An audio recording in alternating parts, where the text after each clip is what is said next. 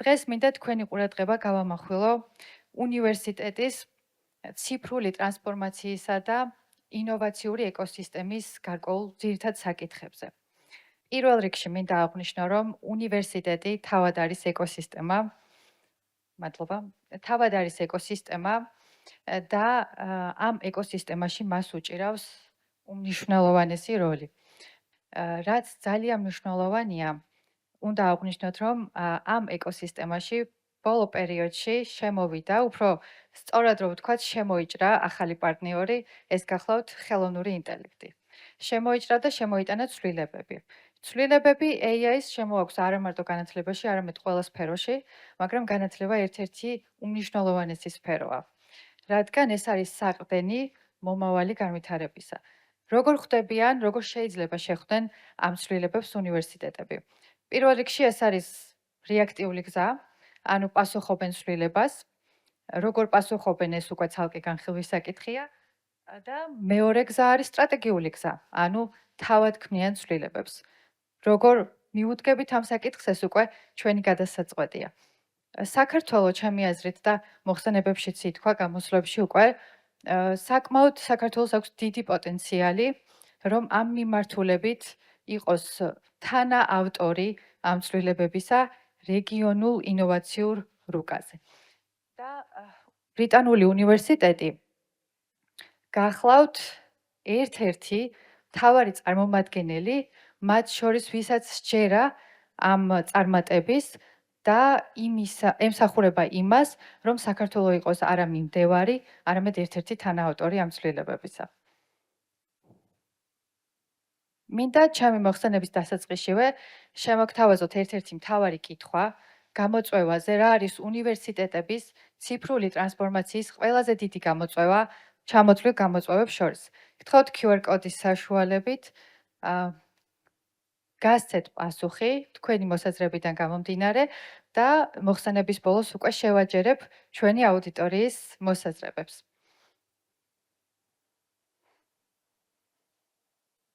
კიდევ გვექნება შესაძლებლობა კითხვარის დასკანერების. მინდა გავაგრძელო გლობალური კონტექსტით და მოვიტანო რამდენიმე შედეგი სხვადასხვა კვლევიდან.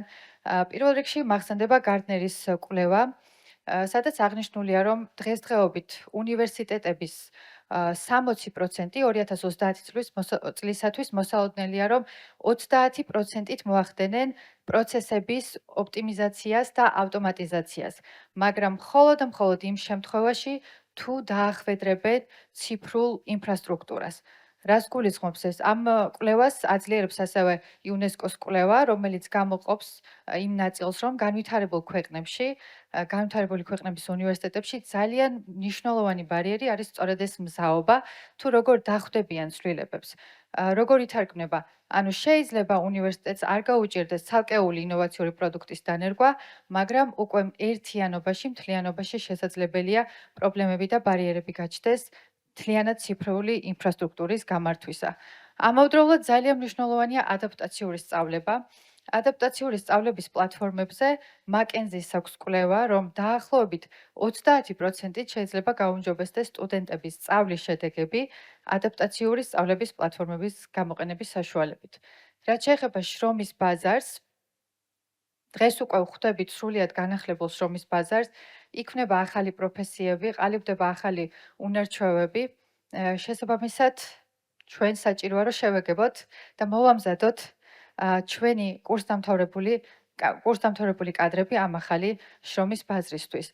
აქ შემიძლია მოვიყვანო მსოფლიო ეკონომიკური ფორუმის კვლევა და პროგნოზირება, რომ 2030 წლისათვის პროგნოზირებენ, რომ დაახლოებით 1 მილიარდ ადამიანზე მეტს დასჭირდება უნარების გაუმჯობესება.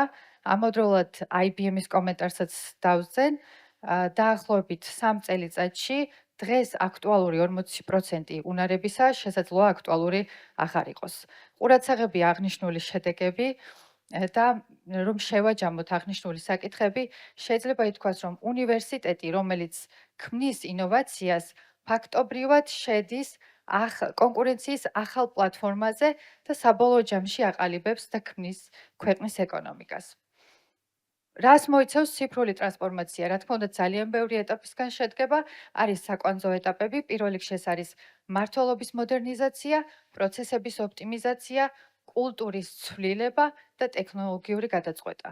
მაგრამ რაც ძალიან მნიშვნელოვანია ამ პროცესებში, ის არის, რომ ადამიანი არ იცვლება პროცესში, არამედ ეს ყველაფერი ხდება ადამიანის პოტენციალის გაძლიერებისათვის. ისე როგორც ქალბატონმა ბაიამ აღნიშნა, სწორედ განვითარებულ ქვეყნებში როგორი მოლოდინით გვაქვს ამ ეტაპზე. და რაც მთავარია, ამ პროცესებმა უნდა მოგცეს ღირებულება, რომელიც იქნება გაზომვადი, რაც საშუალებას მოგცემს, რომ კიდევ უფრო განვავითაროთ ჩვენი პროცესები. რა არის ძირითადი საყრდენები?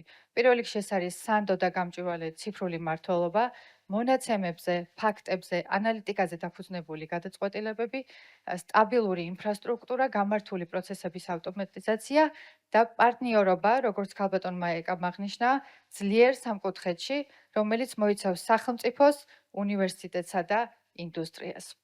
ახლა გადავიდეთ უშუალოდ ბრიტანული უნივერსიტეტის ხელოვნური ინტელექტის ფილოსოფიაზე, რომელიც დგას რასაკვირველია ადამიანზე. ამოსავალი ქვაკუთხედი ისევ და ისევ ადამიანია და პრობლემების გადაწყვეტაც მოდის ადამიანების და ადამიანისეული შრომითი რესურსის პრობლემებიდან. საბოლოო მიზანი კი გახლავთ განათლების გაფართოება, მასშტაბირება და ხელმისაწვდომობის გაზრდა. მოდით შევხედოთ ჩვენი ვებგვერდის პირველ გვერდს, სადაც უკვე ჩანს ჩვენი ინოვაციური პროდუქტები, გამოხატული ციფრული ასისტენტებით. ეს გახლავთ AI აგენტი, ასევე შეხვედრების დაჯავშნის აგენტი და ასე შემდეგ. და გავიაროთ თითოეული მათგანი. დავიწყოთ უნივერსიტეტის საინფორმაციო ასისტენტით, რომელიც გულისხმობს საძიებო ველის გაფართოებულ და ოპტიმიზებულ ვერსიას, რაც ნიშნავს, რომ 24/7-ზე რეჟიმით ყველა ჩართულ მხარეს და დაინტერესებულ მხარეს აქვს წვდომა ნებისმიერ ინფორმაციაზე გაფართოებულად, სწრაფად, ზუსტად და ვალიდურად. ასევე ჩვენ გვყავს ცალკე AI admissions აგენტი, რომელიც გულისხმობს დამხმარე ასისტენტს ჩარიცხვის პროცესში. ყველას კარგად მოგეხსენებათ რა დატვირთული პროცესია, როგორც აპლიკანტისთვის, ასევე მომუშავე პერსონალისთვის ჩარიცხვის პროცესი. აქედან გამომდინარე, ეს გამოწვევა იდენტიფიცირდა უნივერსიტეტის მხრიდან და მოხდა გადაჭრის გზის ჩამოყალიბება სრულად ავტომატიზებული ჩარიცხვის პროცესის 3 ძირითადი ეტაპით. ეს არის ინფორმაციის მიწოდება და გაზიარება, ეს არის საბუთების ატვირთვა და დადასტურება. იმ შემთხვევაში თუ არ მოხდება ყველაფერი ისე როგორც საჭიროა ჩარიცხვის პროცესისთვის, ავტომატურად AI აჩერებს პროცესს. რაც ძალიან მნიშვნელოვანია, AI ასისტენტი მთელი ამ პროცესის განმავლობაში კითხვა-პასუხის რეჟიმში ეხმარება თითოეული ველის შევსებაში დაინტერესებულ აპლიკანტებს. შემდეგი პრობლემა, რომელიც გამოიკვეთა ჩვენთან, ეს გახლდათ იანვარი-აგვისტოს პერიოდში შემოსული საერთაშორისო აპლიკაციები და შედეგად ჩასანიშნი 100-ზე მეტი ინტერვიუ. მოგეხსენებათ, რომ ეს დაკავშირებული ასევე ძალიან დიდ რუტინასთან შევთანხმოთ, რომ შესაძლებელია გადაიდოს. ასევე არის ისეთი საკითხები, როდესაც აპლიკანტს ზუსტად არ აქვს განსაზღვრული წინასწარ რა მიმართულებით უნდა წავიდეს. ამ პრობლემის გადაჭრაზეც მოხდა მუშაობა და შემოთავაზებული არის ჯერჯერობით განვითარების პროცესშია ინტერვიურების პროგრამა, რომელიც უზრუნველყოფს პირველ რიგში შეხვედრების ჩანიშვნასა და ჩაწერას ავტომატურ რეჟიმში 24/7-ზე ყველასათვის ხელსაყრელ დროს. შესაბამისად, ამავდროულად ადამიანის ჩართულობა არის მინიმალიზებული, მხოლოდ და მხოლოდ სტრატეგიულ ნაწილში ერთვება ადამიანი და ასევე ანალიზის პროცესშიც შემოდის AI ორი კომპონენტით. პირველი ეს არის ამოწმებს ინგლისური ენის ცოდნას, მეორე კომპონენტით კი ხდება სწორედ ადამიანის მიზნობრიობის დადგენა, რამდენად სურს ამა თუ იმ პროგრამაზე ჩაბარება. ეს გახლავთ პლატფორმა, რომელიც დღესდღეობით არსებობს, შეგიძლიათ შეხვიდეთ უნივერსიტეტის ვებგვერდზე და შესაბამის დროს, თქვენთვის სასურველ დროს, ჩაანიშნოთ შეხვედრა და შესაბამისად შეგხვდებიან Zoom პლატფორმაზე. ამას მომავალი წლიდან უკვე დაემატება ავტომატური ჩაწერის რეჟიმი და ყველა ის ფუნქცია, რომელიც ახლა განვიხილებ. შემდეგი პრობლემა, რომელიც გამოიკვეთა, ეს გახლდათ პროცესი შემოდგომის ვებინარების სესიის მარკეტინგისას. მოხდა 1000-ზე მეტი მონაწილის დარეგისტრირება. წარმოგიდგენიათ 1000-ზე მეტი ადამიანის მონაცემის დამუშავება რამხელა დროსთან და რესურსთან არის დაკავშირებული. აქედან გამომდინარე, მოხდა ამ პრობლემის გადაჭრაც, ასევე ციფრულად და ასისტენტის მეშვეობით და უნდა აღნიშნოს, რომ რეგისტრაციის შემდეგ ყველა აპლიკანტის მონაცემი მიდის უნივერსიტეტის CRM პლატფორმაზე. სისტემაში ეს ნიშნავს იმას, რომ ადამიანისგან დამოუკიდებლად მიდის მონაცემების გადამუშავება, ეს ამაღლებს, რა თქმა უნდა, სისწრაფეს და სანდოობას, რაც ძალიან მნიშვნელოვანია. ასევე შემდგომ პროცესზე ხდება სეგმენტაცია თითოეული აპლიკანტის, ანუ მათი გადამისამართება თავისი ინტერესების მიხედვით სხვადასხვა ვებინარზე. ამავდროულად დახარისხება ინფორმაციის გვაძლევს საშუალებას, რომ წინასწარ პროგნოზირება მოვახდინოთ, ვინცაც რომელ ვებინარზე შეიძლება დაინტერესდეს და შესაბამისად გავითვალისწინოთ რაოდენობა წინასწარ დაინტერესებული ჩართული მხარეების. შემდეგი პროდუქტი, რომელსაც ბრიტანული უნივერსიტეტი უკვე გთავაზობთ, ეს არის Lifelong Learning Assistant-ი, მუდმივი განვითარებისათვის. ეს კონკრეტულად შემოთავაზებული ეს პროდუქტი პროფესიონალებისათვის უნივერსიტეტის ვებგვერდზე ჩაშენებულია სპეციალური სივრცე, სადაც პროფესიონალები, რომლებსაც სურთ კიდევ განვითარება, მაგრამ არ აქვთ ჯერ გადაწყვეტილი რა მიმართულებით, კითხვა ასისტენტთან, კითხვა პასუხის რეჟიმში აყალიბებენ თავიანთ ინტერესებს და საბოლოო ჯამში გადიან მიზნამდე თუ რომელი მიმართულებით სურთ დამატებით განათლების მიღება.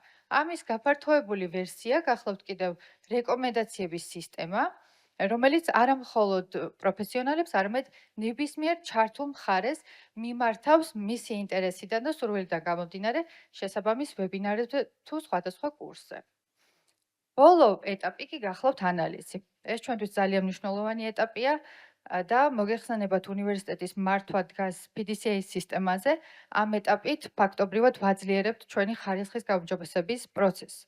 რას გულისხმობს ეს? ყველა მონაცემი, ყველა ასისტენტის ნამუშევარი მონაცემი თვის ჭრილში მოდის ჩვენთან და გვიყვება თუ რას ვერ უპასუხა. ამ ნაწილში შემოდის ადამიანი და დამატებით ეხმარება ჩართულ მხარეებს. გარდა ამისა, ეს გვაძლევს საშუალებას, რომ კიდევ უფრო გავაუმჯობესოთ ჩვენი პროცესები. ერთი ძალიან მნიშვნელოვანი პროდუქტი კიდევ მინდა აღვნიშნო, რასაც ჩვენი უნივერსიტეტი ახორციელებს, ეს არის ცალკე სტუდენტებისთვის გამოყოფილი შესაძლებლობა სტარტაპ პრე-აქსელერატორი, რომელშიც ჩართულები არიან ჩვენი სტუდენტები სხვადასხვა ჯგუფებად და მინდა წარმოგიდგინოთ ერთ-ერთი ჯგუფის პროდუქტი, რომლის MVP-ც უკვე შექმნილია ფაქტობრივად და ეს გახლავთ სამუშაო სივრცე, ხელოვნური ინტელექტის სამუშაო სივრცე საგანმანათლებლო ინსტიტუციებისთვის. რას გულისხმობს ეს?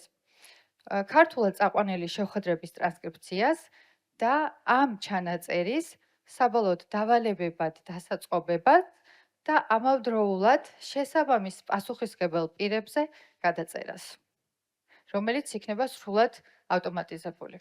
პირველი მომხმარებლები ჩვენი უნივერსიტეტის თანამშრომლები იქნებიან რასაკვირველი. მთლიანობაში რომ შევაჯამოთ ყველა ამ პროდუქტს თუ პროცესს, რა თქმა უნდა, ჭირდება რეგულაცია.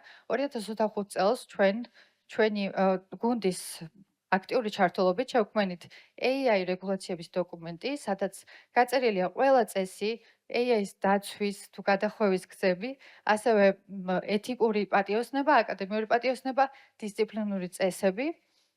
ამავდროულად უნდა აღინიშნოს, რომ ეს ყველაფერი მთლიანობაში ქმნის ეკოსისტემის შექმნის პერსპექტივას, რაც ძალიან მნიშვნელოვანია. აქ ამ პროცესში უნივერსიტეტი ამ თავისი პროდუქტებით მარტო ვერ დარჩება, აუცილებელია პარტნიორობა, გრძელვადიანი პარტნიორობა, საერთო ინფრასტრუქტურის შექმნა, საერთო სერვისების ჩამოყალიბება და საბოლოო ჯამში ფორმირება რეგიონალური პოტენციალის კიდევ უფრო წინ. ამისთვის გვჭირდება სტრატეგიული ნაბიჯები ვერ ვიტყვით, რომ ერთი დიდი ნაბიჯია საჭირო. ნაბიჯ, პირველ რიგში პილოტირებით, ეთიკის ჩარჩოს ჩამოყალიბებით, ტრენინგებით, სხვადასხვა ჩართული მხარეებისთვის, მონიტორინგით და მასშტაბირებით მივაღწევთ იმ მიზანს, რაც ჩვენთვის ყველასთვის საერთოა. რა არის შემდეგი ხედვა, როგორც უკვე ვახსენე, ეს არის ერთობლივი კოლაბორაციული აქტივობები, ამავდროულად ერთობლივი სერვისები, ინოვაციის ლაბები. ერთ-ერთ ასეთ პროექტს უკვე კოლაბორაციულ ინოვაციურ პროექტს ვახორციელებთ, ჩაშვებულია და მალე მივიღებთ შედეგს. რაც მინდა აღვნიშნო კიდევ ერთხელ, გამოწვევაზე მინდა გამომახვილო ყურადღება. ჩვენს აუდიტორიაში დღეს უნივერსიტეტის ციფრული ტრანსფორმაციის ყველაზე დიდ გამოწვევას შორის აღინიშნა აკადემიური პერსონალის მზადყოფნა. 53%. ფაქტობრივად აუდიტორიის ნახევარზე მეტი თვლის, რომ ყველაზე დიდი გამოწვევა ამ პროცესში გახლავთ აკადემიური პერსონალის მზადყოფნა. შემდეგ მოდის ინსტიტუციური კულტურის რედიზაინი 24%-ით, AI ეთიკისა და რეგულაციების ჩამოყალიბება 18%-ით, ტექნოლოგიური ინფრასტრუქტურა 6%-ით, ხოლო სტუდენტების უნარების განვითარება ფაქტობრივად არავის არ ესახება გამოწვევად. ეს ნათელია, რადგან მომავალი თაობა ქმნის დღევანდელობას და ისინი ლიდერები არიან ამ პროცესში. ძალიან დიდი მადლობა მინდა გადაგეხადოთ ყურადღებისთვის და ვიმედოვნებ მომავალ თანამშრომლობას, გისურვებთ ნაყოფიერ სამუშაო დღეს.